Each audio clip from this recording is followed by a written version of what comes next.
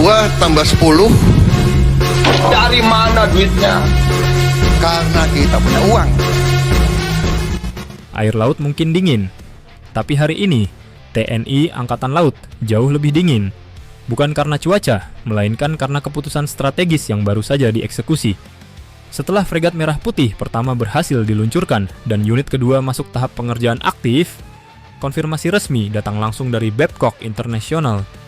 Indonesia menambah 2 lisensi tambahan fregat Arrowhead 140. Artinya satu hal yang sangat jelas.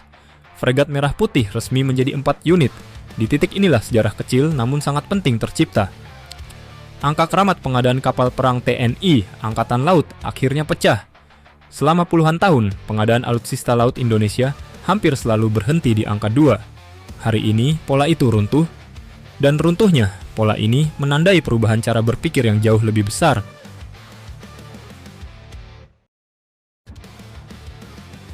Pecah telur angka keramat 2, TNI Angkatan Laut. Selama bertahun-tahun, publik pertahanan mengenal satu pola klasik. Kapal perang baru hampir selalu dibeli 2 unit. Bukan karena TNI Angkatan Laut tidak membutuhkan lebih, tetapi karena keterbatasan anggaran, politik, serta keberlanjutan industri. 2 unit cukup untuk hadir, tapi tidak pernah ideal untuk bertahan lama. Dengan 4 fregat Merah Putih, TNI Angkatan Laut akhirnya keluar dari jebakan kuantitas simbolik. 4 unit bukan angka kebanggaan semata, melainkan angka operasional. 2 kapal bisa selalu siap tempur, 1 dalam perawatan, dan 1 dalam kesiapan latihan atau penugasan jarak jauh. Ini bukan perubahan kosmetik, ini adalah lompatan cara pandang.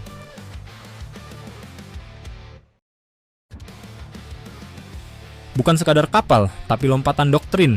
Fregat Merah Putih bukan sekadar kapal baru. Ia adalah platform yang merepresentasikan perubahan doktrin. Desain Arrowhead 140, turunan dari Type 31 Inggris, dirancang sebagai fregat multiperan dengan daya tumbuh jangka panjang. Panjang lebih dari 140 meter dan bobot hampir 6.000 ton menjadikannya fregat kelas berat, bukan kapal patroli bersenjata. Yang membuatnya semakin signifikan adalah fakta bahwa kapal ini dibangun di galangan nasional. Ini bukan pembelian putus, melainkan proses belajar kolektif. Penguasaan desain lambung, integrasi sistem tempur, hingga manajemen proyek perang laut modern kini mulai berada di tangan dalam negeri. Disinilah Indonesia tidak hanya membeli kekuatan, tetapi membangun fondasinya.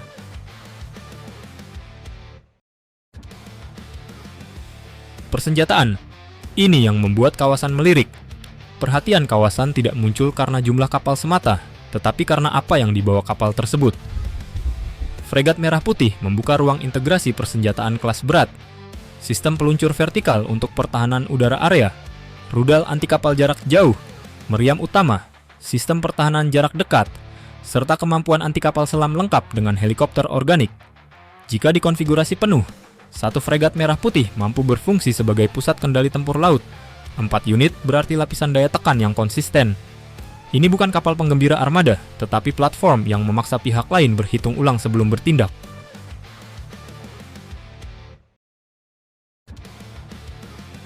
Efek domino, PPA Brawijaya, Scorpion, dan Istif.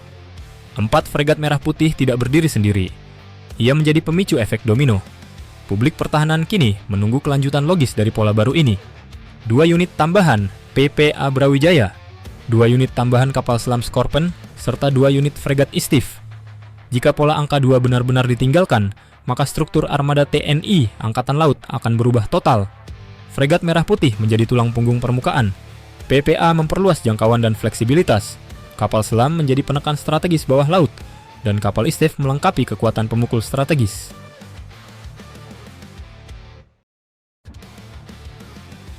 Psikologi strategis. Kawasan mulai berhitung ulang. Di Asia Tenggara, persepsi sama pentingnya dengan realitas.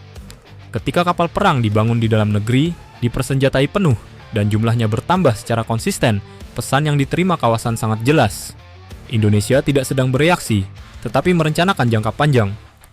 Negara-negara tetangga tidak melihat ini sebagai provokasi, melainkan sebagai pergeseran keseimbangan. Setiap potensi konflik kini menjadi lebih mahal. Diplomasi Indonesia pun mendapatkan bobot nyata karena didukung oleh kekuatan yang benar-benar siap digunakan.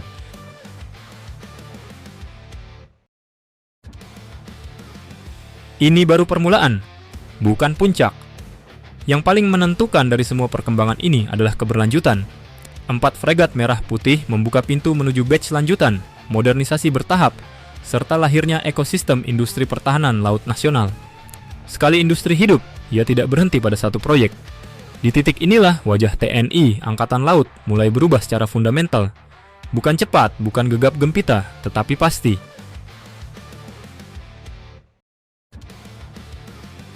Raksasa laut yang bangun perlahan, air laut tetap dingin. Namun, langkah TNI Angkatan Laut hari ini lebih dingin, lebih tenang, dan jauh lebih mematikan, tanpa sorotan berlebihan, tanpa retorika kosong. Kapal demi kapal dibangun, lisensi demi lisensi diamankan. Angka keramat akhirnya runtuh. Dan ketika kawasan benar-benar menyadari apa yang sedang terjadi, Indonesia sudah melangkah terlalu jauh untuk dihentikan, karena raksasa sejati tidak berteriak. Ia bergerak perlahan, konsisten, dan membuat semua pihak menyesuaikan diri.